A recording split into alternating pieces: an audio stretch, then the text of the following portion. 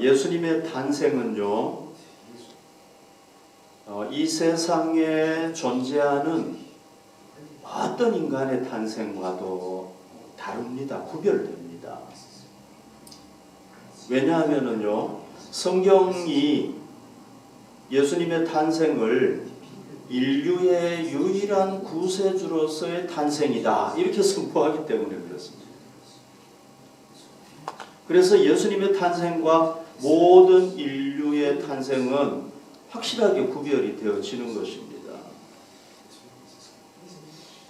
그러나 여러분, 예수님이 정말 인류를 죄와 죽음에서 구원할 참된 메시아가 되시는 걸까요? 예수님 외에는 다른 메시아가 없는 겁니까? 제가 얘기한 이 질문은요, 그동안 역사 속에서 많은 사람들이 했던 질문이에요. 예수가 진짜 메시아냐? 진짜 구세주냐?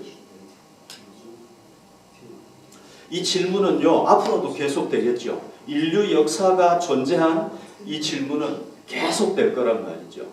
그래서 오늘 우리가 대림절 네 번째 주일 예배를 드리면서 또 성탄주일 예배까지 겸해서 드리면서 이 질문에 대해서 진짜 예수님이 메시아냐? 메시아로 탄생한 것이냐? 이 질문에 대한 해답을 성경에서 한번 찾아보고 우리의 신앙을 더 든든하게 세우는 그런 절기가 됐으면 좋겠습니다. 여러분, 우리가 어떤 근거에 의해서 예수님이 참된 메시아라는 걸 믿어야 되겠습니까? 어떤 근거에 따라서 우리가 예수가 진짜 메시아다, 그분만이 유일한 메시아다라고 믿어야 되겠습니까?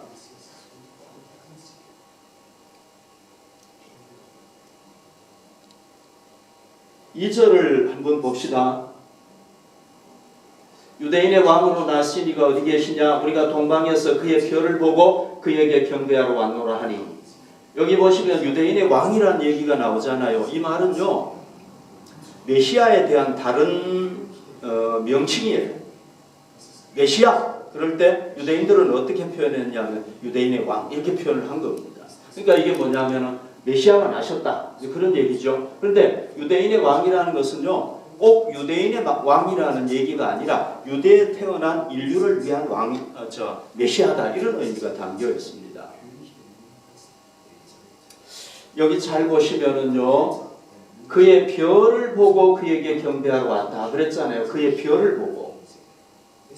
그러니까 여기 독일어 성경에 보십시오. 자이넨 슈텔은 그랬잖아요. 그러니까 예수님이 메시아로 탄생했을 때 누가 예수가 메시아로 탄생했다는 걸 증거했느냐 하면은 행성들이 증거했다는 거예요. 행성. 여러분, 행성이라는 건 뭐냐면 태양을 중심으로 해가지고 별들이 쫙 있잖아요. 그죠? 금성도 있고 이걸 행성이라고 그러는데 이런 애들이라고 그러니까 이상한데 이런 행성들이 특별하게 움직인 거예요. 여러분, 우리가 얘들 움직일 수 있나요? 막 모니터 가지고 야, 달 좀 움직여봐. 움직일 수 있나요? 못 움직이잖아. 그죠? 우리가 움직일 수 있는 존재가 아니란 말이죠. 그런데 얘들이 예수님이 딱 탄생했을 때 특별하게 쫙 움직인 거예요. 어떻게 움직였는지는 몰라. 2000년 전에 제가 안 살아봤으니까. 근데 어쨌거나 이 행성들이요, 예수님이 태어났다는 걸 쫙 알려준 거예요. 움직여가지고. 그러니까 동방박사들이 그걸 보고 안 거죠.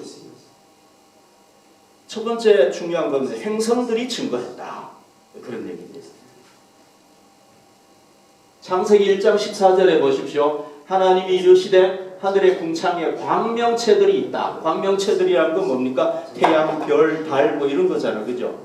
우리가 얘기하는 별이라는 게 뭐예요? 금성, 수성 이런 거 얘기하는 거 아닙니까? 이 광명체들을 만들어 가지고 하나님이 뭐 하셨느냐 하면요, 낮과 밤을 나뉘게 하셨죠. 그죠? 맞죠? 그 다음에 그것들로 뭐가 보이도록 하느냐 하면은 징조가 보이도록 한다는 거예요. 여기 보십시오. 짜이게. 그러니까 이걸 통해서 사람들이 어떤 징조를 깨달을 수가 있는 거예요. 하나님이 그렇게 만들어 놓으셨단 말이죠.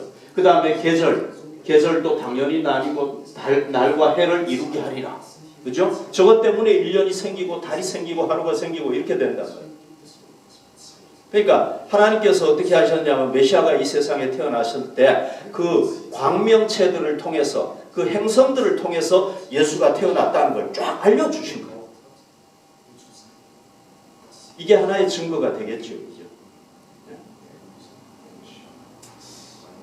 그리고 여러분 이걸 보고 온 사람들이 누굽니까? 1절에 보면은 동방에서부터 박사들이 왔다 그렇게 얘기하고 있잖아요. 그죠? 이 동방이라는 건 어딘지 정확하게는 몰라요. 근데 뭐 지금 이란 쪽이다 이라크 쪽이다 뭐 이렇게 얘기를 하고 있어요. 그러면 거기서 오려면 수천 킬로 걸린단 말이죠. 그러니까 세 사람의 박사들이 왔어요. 뭘 보면서? 이 별이 그러니까 보통 사람들은 모르는 거예요. 이게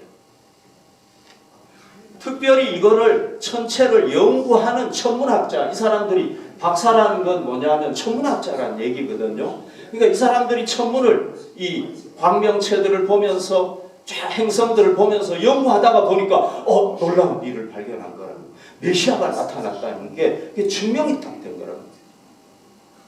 그래서 이 사람들이 어디서부터 왔느냐면 동방에서부터 수천 킬로 걸려가지고 와가지고 메시아가 여기 태어났는데 어디 있느냐 이렇게 딱 질문을 했던 거예요. 그래서 이 동방에서 박사들이 또 메시아가 났다는 것을 수천 킬로 걷는 것은 아니지만은 이 낙타 타고 와가지고 얘기를 한 거예요. 증명을 한 거예요. 여기서 여러분 재밌는 게 뭐냐면 이방인들이 메시아가 났다는 것을 와가지고 전해준 거죠. 그죠? 참 흥미로운 거죠. 왜 그랬을까요? 이거는 예수님께서 유대인의 메시아일 뿐만 아니라 이방인들도 구원하는 메시아가 된다는 걸 보여준다고 볼 수가 있는 거죠. 그래서 행성이 증거하고요. 그 행성을 보고 박사들, 천문학자들이 수천 킬로 걸려가지고 와가지고 메시아가 났다는 걸 증거했단 말이에요. 이 굉장한 거 아닙니까?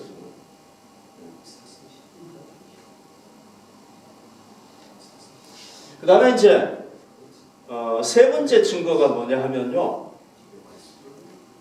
구약의 미가 선지자라는 분이 있잖아요. 이 선지자가 뭐라고 했냐. 메시아는 베들레헴에서 탄생한다. 이렇게 얘기를 했어요. 그래서 누가복음 2장 4절 5절에 보십시오. 요셉도 그러니까 요셉은 예수의 아버지지 않습니까? 그죠? 다윗의 집 족속이므로 갈릴리 나사렛 동네에서 유대를 향하여 베들레헴이라 하는 다윗의 동네로 그 약혼한 마리아와 함께 호적하러 올라가니 마리아가 이미 잉태되었더라. 여기 보십시오, 여러분. 여기가 갈릴리 지방 나사렛이에요, 여기가. 그러니까 예수님의 어머니가 예수님의 모친이 예수를 잉태했을 때 언제였느냐 하면 어디였느냐 하면 여기 나사렛이었단 말이죠. 그러니까 예수는요 베들레헴에서 태어날 수가 없는 존재인 거예요. 이해가 되셨죠? 그죠? 왜 여기 나사렛이니까. 여러분 이게 며칠 걸려야 되는 거리란 말이죠. 그런데 그때 마침 무슨 일이 있었냐면요. 로마 황제가 이게 로마의 속국이었거든요. 로마 황제가 인구조사를 실시하게 된 거예요. 갑자기. 그러니까 요셉의 고향이 어디냐면 여기 베들레헴이거든요. 왜? 이 베들레헴은 다윗의 고향이에요.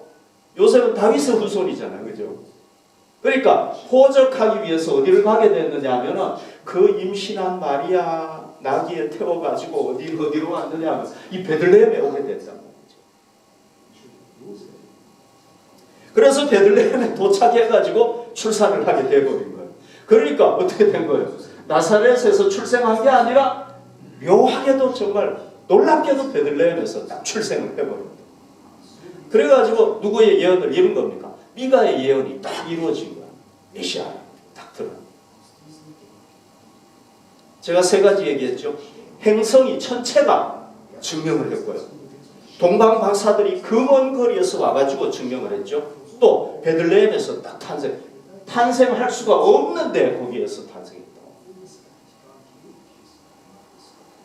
이것만 해도 굉장한 증거잖아요. 그죠? 그가 메시아라는 증거인데 그런데 만약에 예수가 딱 태어났는데 자라면서 메시아로서 살지 않으면은 우리가 메시아라는 걸 믿을 수 있습니까? 없습니까? 못 믿겠죠. 그죠? 메시아로 태어났으면 메시아로 살아야 되잖아요. 그죠? 그런데 예수님이 뭐 어렸을 때부터 메시아로 이렇게 산 게 아니고 딱 3년 공생애 동안에 메시아로 산 거죠. 그죠? 그전에는 그냥 평범한 인간으로 우리하고 똑같이 살았어요. 그러다가 3년 공생애 동안 3년 동안 자기가 메시아라는 걸 집중적으로 보여주신 거예요. 그러고는 딱 세상을 떠나셨다. 그런데 그가 메시아라는 게 몇 가지로 드러나는데 첫 번째는 뭐냐면요. 인간이 선포할 수 없는 말씀을 선포했어요. 인간의 지혜에서는 도저히 나올 수 없는 하나님의 말씀을 선포한 거예요. 그걸 통해서 메시아라는 게 드러나. 그 다음에 예수님의 말씀은요. 특징이 뭐냐면 우리는 예를 들어서 야, 이 건물의 지붕 날아가. 그러면 날아가요? 안 날아가요? 안 날아가네. 그죠? 안 날아가네. 야, 의자 너 이렇게 좀 공중에 떠봐. 그러면 안 뜨잖아. 그죠? 예수님은요. 말씀하면 그대로 이루어져 버리는 거예요. 그냥. 예수님이 설교하고 있는데 어떤 귀신 들린 여자가 왔어요. 그런데 예수님께서 이 귀신아 떠나가라 해버리는 거예요. 귀신이 나와버리는 거예요. 예수님은 얘기한 대로 그냥 돼버리죠. 그러니까 예수님은 말하는 대로 생각하는 대로 다 할 수 있다는 분이라는 게 증명이 됐잖아요. 그죠? 그 다음에 기적을 막 베풀어 가지고요. 불치병자들 다 고치는 거예요. 사람이 할 수 없는 일을 하는 거예요. 뭐 바다 위를 걷고요.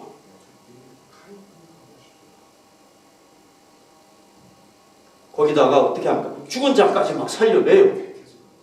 그러니까 사람들이 이분을 보면서 어떻게 생각을 했겠습니까? 아, 저분은 우리 인간의 모든 문제, 예를 들면 죄의 문제, 고통의 문제, 죽음의 문제까지도 해결할 수 있는 메시아구나 하는 걸 깨닫게 된 거죠.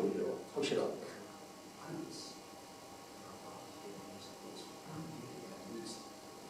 인간이 하나님 앞에 범죄해가지고 고통을 당하게 되고 병들게 되고 죽게 됐는데 아, 그 문제를 해결할 수 있는 분이 바로 예수님이시구나 하는 걸 깨닫게 됩니다. 왜? 그분의 3년 동안 한 번, 두 번 한 것도 아니에요. 날마다 그걸 하시니까 안 믿을 수가 없는 거죠. 그죠? 네.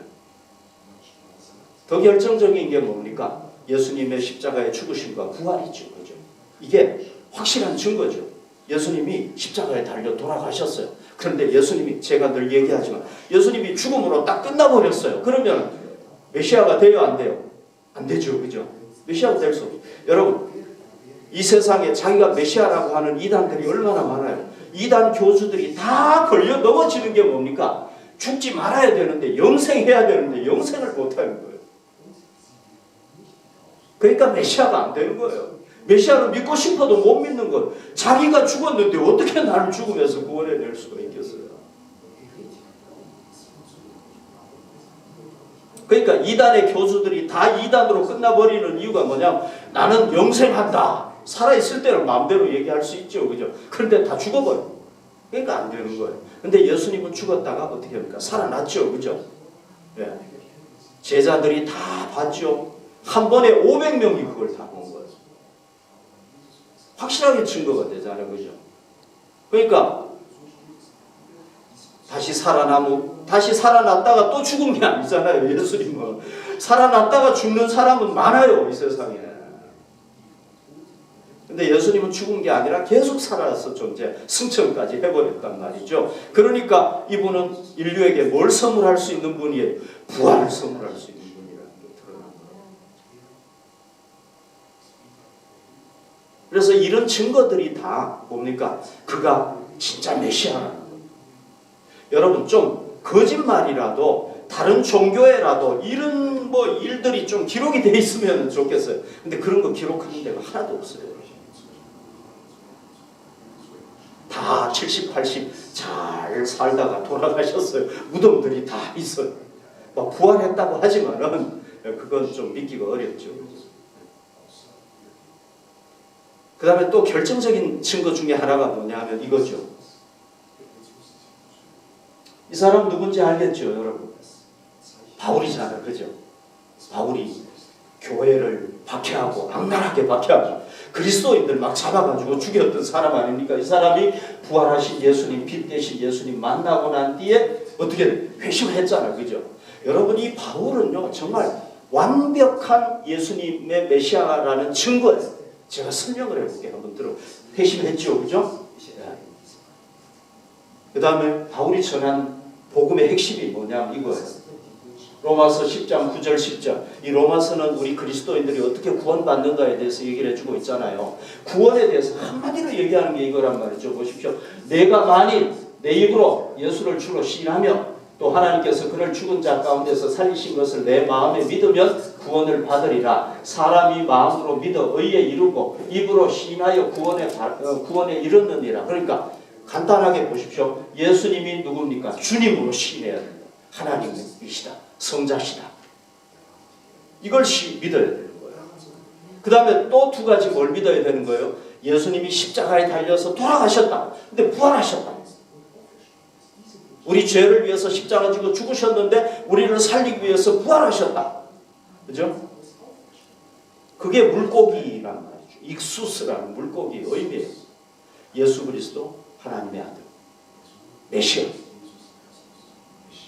핵심적으로 이걸 드러낸 거란 말이죠. 그러니까 이걸 어떻게 해야 된다는 겁니까? 마음에 믿어야 되죠. 그죠? 마음에 확실하게 믿어야 돼요. 그러니까 머리로 믿어가지고 머리로는 못 믿어요. 우리가. 머리는 그냥 아는 거예요. 지식적으로. 믿는 거는 뭘로 믿느냐? 마음으로 믿는 거예요. 그러니까 마음으로 믿으라고 그런 거예요. 머리는요. 얘는 믿음의 역할을 못해요. 아는 거예요. 1 더하기 1은 2다. 뭐 이런 거. 논리적으로 뭐 생각하고 이런 거밖에 못하는 거예요. 믿는 거는 뭐가 하느냐? 마음이 하는 거예요. 마음이 열려야 돼요. 그러니까 두뇌가 딱 깨달으면 마음이 딱 믿는 거란 말이죠. 그러니까 마음으로 믿고 또 그 다음에 믿었으면 이제 어떻게 해야 돼요? 다른 사람들 앞에서 시인을 해야 돼요. 그죠? 그렇게 하면 어떻게 한다는 겁니까? 죄와 죽음에서 구원합니다. 바울이 그걸로 끝난 게 아니죠. 그죠? 뭐였습니까? 3차 전도 여행했잖아요. 1차, 2차, 3차. 어디까지? 로마까지. 그래서 그 복음이 이 유럽에 지금 퍼졌잖아요. 그죠? 복음 쫙 전해 위대한 전도자죠. 그죠? 그런데 그걸로 또 끝난 게 아니에요. 여러분. 바울은 또 뭐 했습니까? 신약 성경의 약 절반을 또 기록을 했어요. 기록해서 남겼어요. 그러니까 뭐 증거가 확실한 거죠. 그죠? 바울이 성경까지 다 기록을 했어요. 그런데 마지막에 죽을 때 예수 전하다가 감옥에 갇혔잖아요. 난 내 목숨이 너무 아까워. 나는 못 죽어. 난 예수 부인할 거야. 이래버렸으면 어떻게 증거가 안 되는 거예요. 그런데 또 어떻게 한 거예요? 자기가 순교한 거예요. 진짜. 너 예수 믿을래 안 믿을래? 나는 예수님이 나의 구주기 때문에 안 믿을 수가 없습니다. 그래? 그러면 너는 목을 쳐서 죽일 거야. 그래도 믿을래? 믿겠습니다. 그래서 목 잘려서 죽었다. 순교한 거예요. 순교. 여기 보십시오. 바울이요. 이 기둥에 이 목을 탁 이렇게 하는 거예요. 여러분 이 기둥이 진짜 있어요. 이게 돌 기둥이에요. 여기다가 목 딱 대가지고 칼로 막 쳐가지고 죽이는 거예요. 그런데요, 저도 여기 가서 봤는데요, 바울이 목을 확 쳤는데요, 이 목이 그 3번을 이렇게 뛰었대요. 여기서 팍 치니까 이 목이 1번 뛰고 2번 뛰고 3번 뛰었대요. 그렇겠죠, 그죠? 이렇게 뛸 수 있겠죠, 그죠? 그런데 거기 뛰는 데마다 뭐가 터졌느냐 하면은 샘이 퐁퐁퐁 터진 거예요. 그래서 저도 거기 가서 굉장히 그 은혜를 많이 받았는데요. 실제로 거기 물이 이렇게 나오더라고요. 그게 이 교회예요. 순교한 장소에 세워진 새 분수교회. 여기에 들어가면은요, 이렇게 물 나왔던 그 흔적이 그대로 다 있어요. 여러분들도 꼭 로마에 한번 가서 이걸 보시기 바랍니다. 바울이 갇혀 있었던 장소. 그러니까 여러분 이 바울은요 완벽하게 예수가 메시아라는 것을 자기 죽음으로까지 다 증명을 해버린 거예요. 얼마나 증거가 더 필요합니까, 여러분? 1차, 2차, 3차 복음 전했죠. 성경에 약 절반 남겼죠. 자기가 그걸 위해서 죽었죠. 뭐가 더 필요합니까? 완벽하게 증거를 남긴 거죠. 그 바울의 일생을 보면은요, 회심부터 시작해서 죽음까지 보면은 예수가 메시아라는 걸 믿지 않을 수가 없는 거예요. 기독교가 2000년 이상 지속되어 온 것도 하나의 증거죠, 그죠? 그러니까 우리는요, 넘치는 증거를 가지고 있는 거예요. 예수가 메시아라는 거예요. 2000년 기독교 역사에서 순교당한 사람이 얼마나 많습니까? 넘치는 증거를. 여러분들과 저도 증인이잖아, 그죠? 그죠? 우리도 직접적으로, 간접적으로 다 예수님이 메시아라는 걸 체험했다는 거죠. 그러니까 여러분, 오늘 우리가 대림절 네 번째 주일이 무슨 의미? 왜 대림절 지킵니까? 예수님의 오심을 기념하는 거 아닙니까? 기념한다는 건 뭐예요? 우리 마음속에 간직하고 생각하고 잊어버리지 아니하는 것. 그게 기념하는 거죠. 또 성탄주일은 뭡니까? 성탄절은 뭡니까? 예수님의 탄생을 축하하는 거 아닙니까? 메시아로서 탄생하는 것. 이 예배를 드리면서 우리가 오늘 다시 한번 예수님만이 메시아라는 것, 이걸 다시 한번 확신하고 확신합시다. 그분 외에는 메시아가 없다. 이걸 확신합시다.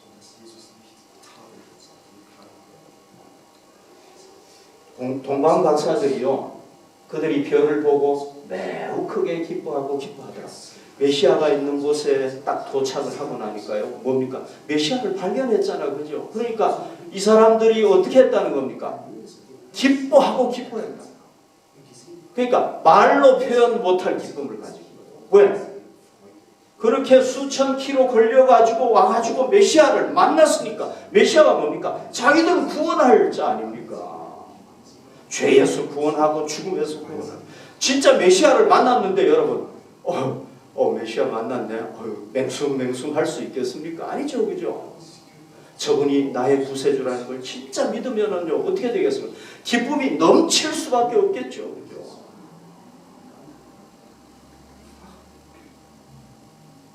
우리가 매년 이렇게 성탄절을 맞이하다 보니까 그냥 감동 없이 지나갈 수가 있는데요.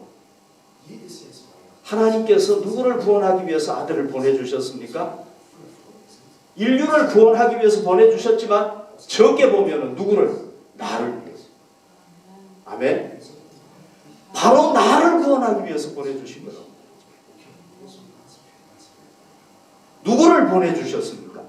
위대한 인물을 보내주신 것도 아니에요. 누구를? 성자 예수를, 하나님의 아들 예수를 보내주신 거예요. 그러니까 나를 구원하기 위해서요, 최고로 존귀한 인물을 보내주신 거예요. 그러니까 우리가 어떻게 해야 되겠습니까? 기뻐해야 되겠죠. 우리가 매년 보내기 때문에 별로 기쁨이 없을 수도 있지만은 원래는 좀 우리가 새롭게 깨닫고, 야, 하나님께서 나를 구원하기 위해서 저렇게 보내주신 걸 생각하면서 우리가 정말 우리 마음속에 기쁨이 넘쳐나기를 바랍니다. 그리고 바로 나를 구원하기 위해서 보내주셨기 때문에 우리가 감사해야 되겠죠. 우리가 그럼 기뻐하고 감사하는 걸로 끝나서는 안 되겠죠. 이제 우리가 이 땅에서 우리가 얼마나 살지 몰라요. 50년 살지 60년 살지 아니면 30년 20년 살 수 있는데 이 세상에서 우리가 어떻게 살아가야 되는가, 이게 중요한 거죠. 그죠? 이걸요 누가 보여주느냐 하면은 동방 박사들이 우리에게 보여줘요. 어떻게 살아야 되는지. 11절 보십시오. 집에 들어가 아기와 그의 어머니 마리아가 함께 있는 것을 보고 엎드려 아기께 뭐했습니까? 경배했다. 예수님이 메시아이기 때문에 그분에게 경배드립니다.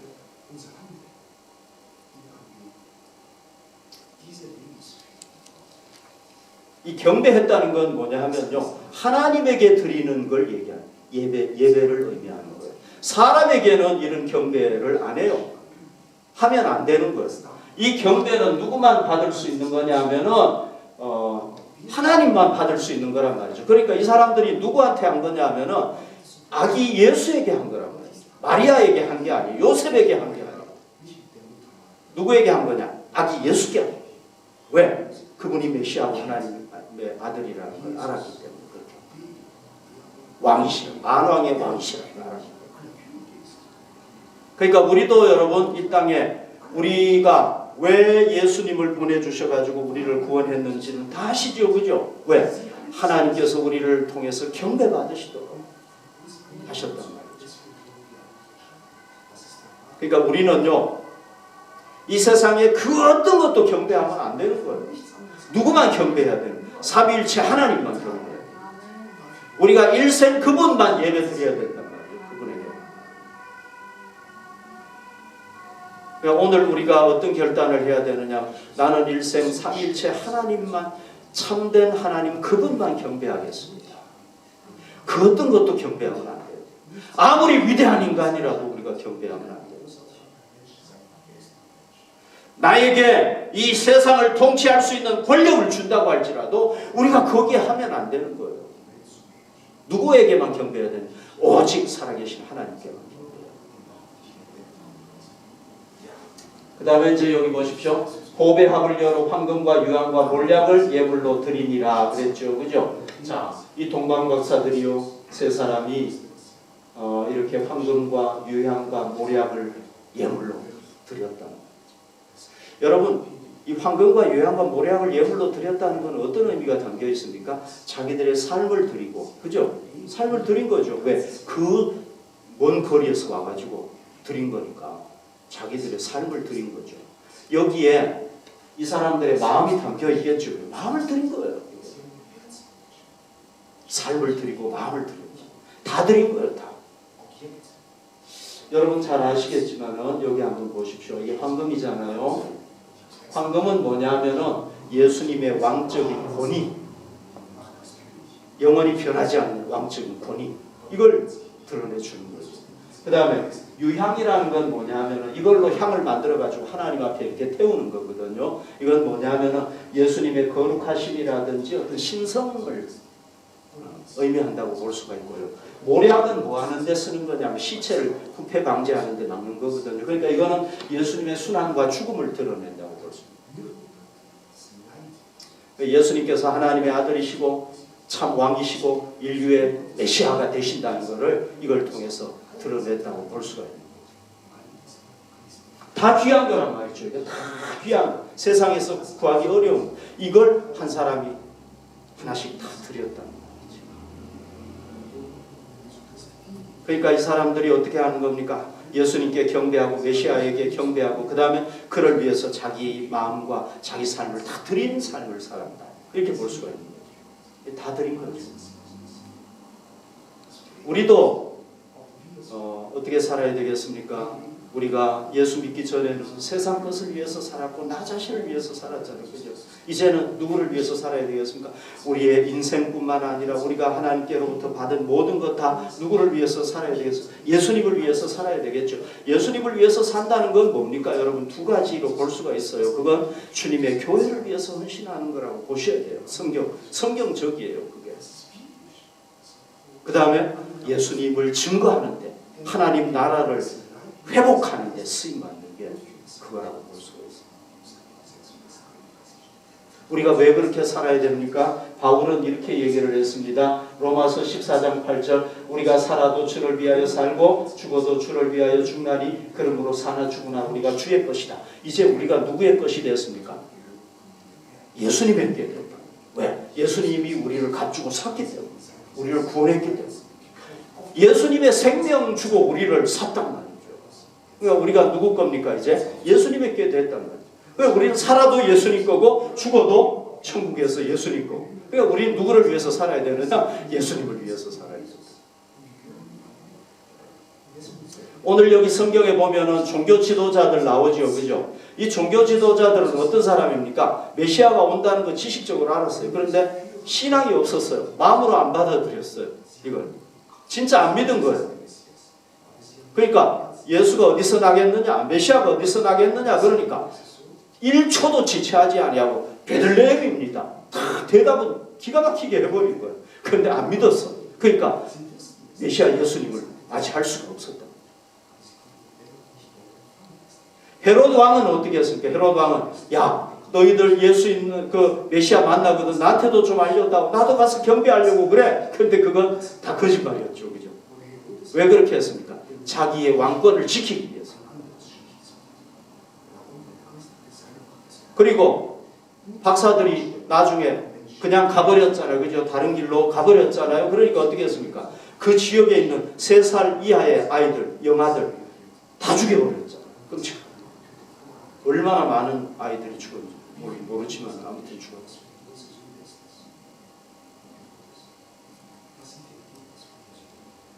그러니까 이 사람들은 메시아 예수님을 맞이하지 못하니까 어떻게 됩니까?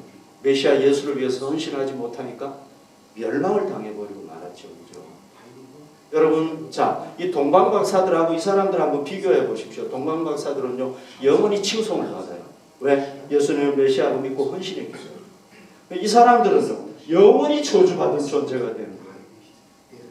역사가 계속되는 한, 기독교 역사가 계속되는 한은 이 사람들은 저주받은 존재가 됩니다. 그러니까 우리가 예수님을 메시아로 믿고 헌신하는 사람하고 그 다음에 그렇지 않는 사람하고 여러분 이 삶의 이 결과가요 엄청나게 달라진다는, 헌신한 자가 받을 축복이 얼마나 큰가를 우리가 깨달아야 됩니다.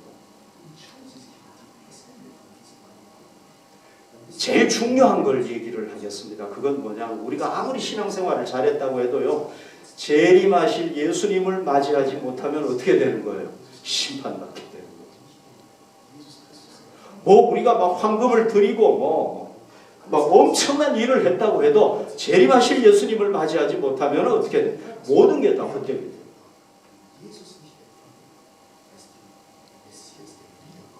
그러니까 우리가 어떻게 해야 됩니까? 재림하실 예수님을 맞이해야 되는 거죠. 그게 우리 기독교 신앙의 마지막 골이에요. 근데 마지막 그 목적이라는 거예요. 마지막 도착지가 거기라는 거예요. 그러니까 우리가 거기에 도착 안 하면 끝나는 거예요.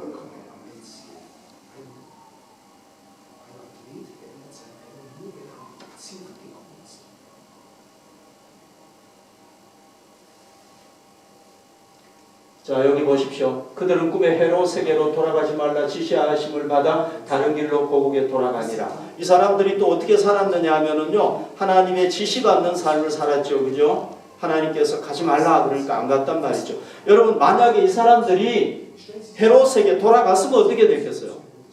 헤롯이 알려달라고 그랬잖아요. 그죠? 헤롯에게 돌아가시면 어떻게 됐겠어요? 이 사람들이 어떤 사람들이에요? 메시아를 증거하러 온 사람들 아니에요. 이 살려두면 큰일이죠. 그죠? 몰래 죽여버려야죠. 그럼 이 사람들은 어떻게 됐겠습니까? 역사에서 사라져버렸죠. 생매장 되어버렸어요. 하나님의 지시를 따랐더니 살았겠죠. 이 사람들은 돌아가서도 하나님의 지시를 따랐을 것으로 저는 믿습니다. 그러니까 여러분, 우리도요, 이제 구원 받았으면 하나님의 지시를 따라서 살아가야 돼요. 안 그러면 언제 사탄의 덫에 빠질지 몰라요. 우리가 하나님의 지시를 따르느냐 안 따르느냐, 이거는요 우리 생명과 관련이 돼 있어요. 중요한 거예요. 하나님은 뭘 통해서 우리를 인도하십니까? 불기둥 구름기둥으로 인도하면 좋은데 지금 불기둥 구름기둥은 없잖아. 그죠? 예. 때로는 꿈을 통해서도 하시기도 해요. 꿈으로 하셨습니다. 그런데 가장 잘 볼 수 있는 게 뭐냐면 성경이란 말이죠. 하나님께서는 성경을 통해서 우리를 인도하신단 말이죠. 그죠? 그러니까 우리가 날마다 인도받으려면 성경을 읽어야 돼요. 성경을 통해서 하나님의 인도를 받아야 되는 거죠. 여러분, 이 인도받는 것은 중요하다는 걸 알아야 돼요. 지금 인도 못 받고 있으면 여러분은 사탄의 그 함정에 빠질 수가 있단 말이죠. 지금 인도를 못 받고 있으면 빨리 인도를 받아야 됩니다. 다음에 재림에 대해서 얘기를 했는데요. 자, 히브리서 10장 37절 39절 보십시오. 잠깐 후면 오실 이가 오시리니 지체하지 아니하리라. 분명히 재림한다는 거예요. 예수님께서.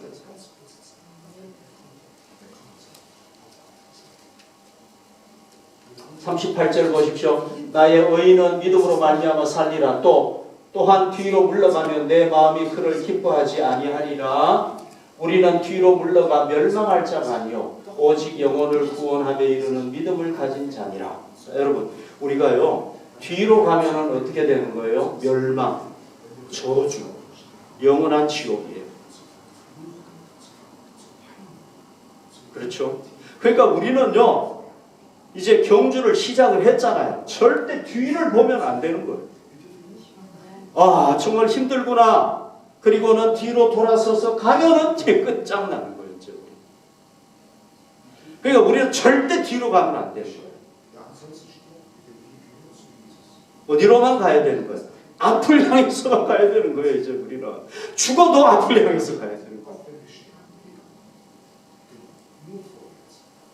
뒤로 가면은 멸망, 영원한 멸망. 그러니까 우리는 이제 우리가 갈 길은 하나밖에 없어요. 죽어도 앞으로 가야 되는 거예요. 자, 우리 이제 정말 어떤 어려움이 오더라도 앞을 향해서 가십시다. 우리가 절대로 예수님을 배신하면 안 되겠죠, 그죠? 우리 힘으로 안 돼요. 그러니까 기도로 준비해야 돼요. 우리가 기도하고 성령님 의지하고요. 그렇지 않으면 우리 능력으로는 안 돼요, 여러분. 힘으로는 안 된단 말이죠. 그러니까 항상 성령님 의지하고 기도로 준비하고 평소에 기도해놔야 돼요, 여러분. 그래야 그런 일이 딱 닥치면 이겨나갈 수가 있는 거예요. 준비 안 된 사람은요, 그런 일 딱 닥치면 넘어져 버리는 거예요. 그러니까 마음의 준비, 기도로 항상 해야 되는 거예요. 내가 어려움이 오더라도 이겨나가야 되겠다, 이겨나가야 되겠다. 그렇게 해도 이겨나가기 어려울 수 있다. 그리고 우리 기독교인의 삶을 종말론적인 삶이라고 얘기하잖아요. 그게 뭡니까? 예수님이 지금 오실 수 있다, 오늘 오실 수 있다고 믿고 살아가는 거예요. 1000년 뒤에 오실 거다, 2000년 뒤에 오실 거다, 이게 아니라 내가 죽고 난 뒤에 오실 거다, 그게 아니라 내일이라도 오실 수 있다, 아니 오늘이라도 오실 수 있다, 이걸 믿고 사는 게 바로 우리 기독교인 삶이라는 거죠. 왜? 언제 오실지 모르니까.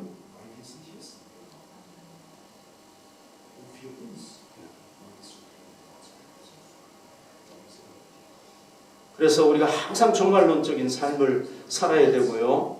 그 다음에 지금 영적으로 혹시 깨어있지 못하는 사람이 있다면 빨리 깨어나야 되겠죠. 그죠? 왜? 잠이 깊이 들어버리면은요, 못 깨어나요.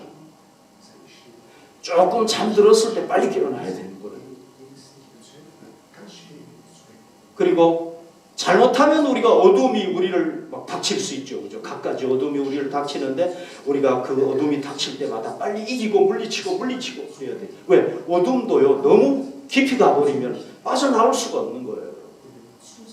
도박도 그렇다고 그러잖아요. 도박도요, 너무 막 깊이 들어가 버려. 나중에 못 빠져나온다고. 마약도 그렇고요. 이런 것들. 뭐 그런 건 좀 심한 거지만 어쨌거나 어둠의 어떤 그런 것들 우리가 잘 이겨나가야 되겠죠. 그죠? 그리고 우리가 예수님의 사랑을 받았기 때문에 우리 삶은 어떤 삶입니까? 사랑과 나눔을 실천하는 삶을 우리는 막 모으는 삶이 아니에요. 그래서 내가 이 세상 떠날 때 나는 막 1000억을 모았다, 뭐 2조를 모았다, 이게 아니에요. 얼마나 많이 나눴느냐가 중요한 거죠. 그래서 기회 될 때마다 우리가 나누고, 그 다음에 여러분 2021년도가 불신자들에게는 그냥 주어지는 거예요. 그렇죠, 그죠? 우리는 그냥 주어진 겁니까? 하나님이 주신 겁니까? 하나님이 주신 거죠, 그죠? 우리에게 선물로 주신 거란 말이죠. 여러분, 우리가 시간을 1분을 더 만들어낼 수 있나요? 내가 오늘 24시간인데 24시간 1분을 더 살았으면 좋겠다. 그러면 얼마 돈 있으면 1분 더 만들어낼 수 있어요? 아무리 돈 많아도 안 되죠. 24시간 공평하게 우리에게 주셨어요. 불신자들은 그냥 오는 거예요. 오늘 자고 나면 내일 또 오고 그냥 저절로 와. 그러나 우리에게는 21년도가 어떤 거예요? 하나님이 주신 선물이란 말이죠. 너무너무 귀한 선물이죠. 그러니까 올 한 해를 우리가 어떻게 해야 되겠습니까? 잘 마무리해야 되겠죠. 그죠? 그게 하나님이 원하시는 거예요. 그래서 우리의 개인의 삶, 또 가정생활, 또 직장생활, 교회생활, 우리가 해야 될 일 잘 마무리하는 게 그게 하나님이 원하시는 거예요. 또 늘 매년 얘기하는 거지만 혹시 우리가 금전적으로 빚진 게 있다면 갚는 게 우리 그리스도인의 도리겠죠. 올해 넘기지 말고 갚고 그래서 우리가 기쁨으로 새해를 맞이하고 또 언제 주님이 오시더라도 예수님을 맞이할 수 있는 그런 하나님의 사람들이 다 되시기를 바랍니다.